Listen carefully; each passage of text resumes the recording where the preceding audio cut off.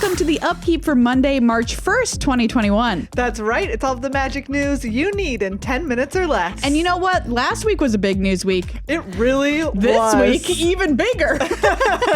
So we're kicking it off with Magic expanding to, quote, universes beyond. Yeah, this was very surprising. The news Yes. came out and shocked the Twitter sphere. It absolutely did. So this series, they say, combines the gameplay of Magic with worlds, characters, and stories that are cherished by millions of fans around the world. And we know of the first two that they're planning to do. One, Lord of the Rings. Wow. Just one of the biggest IPs that exists. Yeah. And then Warhammer 40K, another one with a huge fan base. Yes. So we know that the Warhammer 40K Commander decks are coming in 2022. Wow. But we right now don't have any info on what Lord of the Rings stuff is coming our way. So just in case you're worried that this is going to ruin Magic forever, which of course was the take from some people on the internet. Always. Don't worry, these are completely separate products. They will not be standard playable. They're going to have their own unique mark on them so that you know they're from the Universes Beyond set. Yep, as well as their own unique frames. Right, exactly. So it'll be easy when you look at them to be like, oh, these are from these expansions. Right, exactly. So I am personally super stoked for this. I think it's really, really cool. Who knows what universes Magic will visit in the future. Yeah. The only thing is we're like, hey, make sure that you have this set up so that you have enough employees to handle all this work. Okay. Absolutely. And for those of you wondering, Adventures in the Forgotten Realms, which is the D&D crossover set Yeah. coming later this year, is not considered part of this series, although they say maybe later on, if it makes sense to move it over and include it in this, then they will. Next up, Time Spiral Remastered previews have begun in earnest, and you can see them all over the internet, and we've got 4 for you here on the show today. That's right. It is really cool. So they've done this thing where they put like the older border and style on newer cards, and we're fans. It looks great. Big fans. Yeah, they've Yes. got their time-shifted sheet that they've added to this Time Spiral Remastered block to kind of mimic what happened with Future Sight back in the day, so you get cards like Treasure Cruise Megan in an old frame. Yes, very cool. So let's talk about our 4 new preview cards. They're all in black. The first one we have to talk to you about is Sudden Spoiling. Ooh, this is creepy art. Very, very spooky. 1 black instant split second. As long as the spell is on the stack, players can't cast spells or activate abilities that aren't mana abilities. Until end of turn, creatures target player controls lose all abilities and have base power and toughness 0-2. Okay. Wow. That's All pretty powerful. A rare card there for our first preview card. The second one up, this art is also Terrifying. great. I love it. Mind Stab, 5 and a black for a sorcery. Target player discards 3 cards, but don't worry, it has suspend 4 for a single black mana. Wow. Did they only give us spooky art? Yeah, I think that was the theme. Ooh, one that I love though, Read the Bones coming back. Love Read the Bones. So good. 2 and a black for a sorcery. Scry 2, then draw 2 cards. You lose 2 life. I was a big fan of Read the Bones back in the day, and I'm very excited to see it again. And our last card is Core Dirge, 2 and a black for an instant at uncommon. All damage that would be dealt this turn to target creature you control by a source of your choice is dealt to another target creature instead. Wow, that is a confusing sentence. What a powerful effect.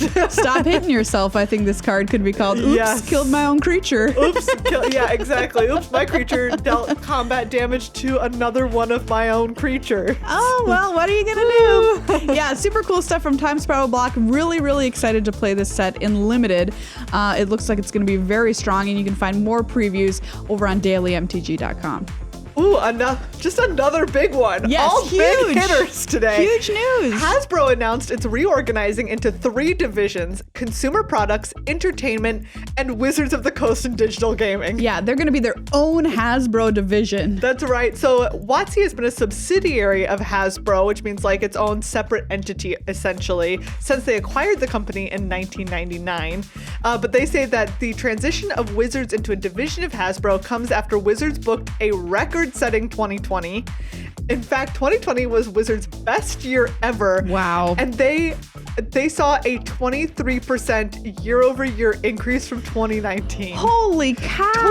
23%. During a pandemic when so many businesses are going down, Wizards is just going up, up, up. Yep, Magic went up 23% and D&D was up 33%. Holy cow. Like, yeah, of course, that does sound like he should make it its own division. Absolutely. So they say this new division will continue to make their Wizards' existing games like Magic and D&D. They'll lead a, quote, aggressive digital transformation of those games and license Hasbro's gaming IP for other digital products. Wow, really, really exciting news for huge. Magic fans. Huge news. Hopefully just means more Magic stuff happening generally. Hopefully Hasbro gives them a bigger budget. More people equals better stuff for us, hopefully coming in the future players of the game. Yes, we all hope so.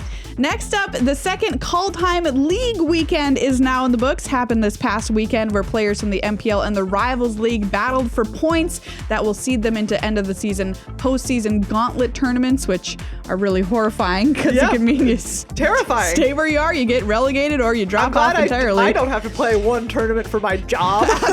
Absolutely. So a bit of a wrap up from what happened this past weekend. A lot of players tried to make mono white happen. It did not really happen. But it was not, great. Mono red happened even less. Yeah, mono red was not a good choice for this past weekend. But it was pretty cool because Standard does overall look like it's in a pretty solid place with no one deck being too overpowered. Yeah, there was a big spread of decks across the field. We got to see stuff like Teamer Turns is what I'm going to call it, which is a Teamer Adventures deck, plus being able to take all the turns with All Run's Epiphany. Yep, of course the Sultai Ultimatum deck that we've been seeing some of. I call it Salty Ultimatum because I'm very salty when I see that card. Yes, fair enough. But there is also a cool Obzon Control deck that Gabriel Nassif played, and a deck where you just fling a creature and then you win. Yeah, the Naya deck. Naya, cool. yeah. So Paulo Vitor Damadorosa still leads the MPL, and Gabriel Nassif is still second there, which is really impressive from both of them. They've been leading that league for a while.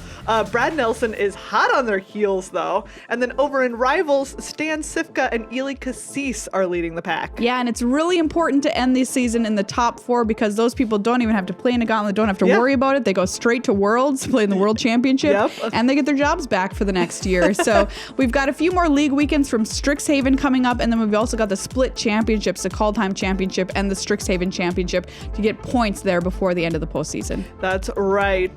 Just a quick little look. I wanted to call Mono Red Aggro had a win rate of 29.2% this weekend. Yikes! One of the players on that, Martin Yuza, did not win a match all weekend. Wow. Yikes. Rough. Yeah, rough stuff. There was also, there was the Naya Fury deck, which has Kazul's Fury and other Fury cards. I don't remember the name of the other one. Right, because there's Unleashed Fury and Kazul's Fury, and then Goldspan Dragon, which is kind of like a combo finish. But then there was a Naya mid-range deck that also did really well. 66.7% win rate. That one was piloted by Reed Duke, if you want to check that one out. As well as Eli Cassis, who is also now leading over in Rivals. Absolutely. And last up, the Magic Esports Twitter account made a joke about Tron. And people took it badly. Why is it news? It shouldn't be. Come on, people. You're playing a deck that makes 7 mana on turn 3. If you can't laugh at yourself and how ridiculous that is, I don't know, man. I don't know. I don't know either. But the tweet was just, why are Tron players the way they are? And then later on, they apologized for it. So that's news. Oh, brother. Well, everybody, that's all the Magic news you need this week on the Upkeep. Check out our full-length podcast called Good Luck High Five anywhere you find podcasts. And you can support this show, our other show, and all the stuff we do over on patreon.com/GLHF Magic.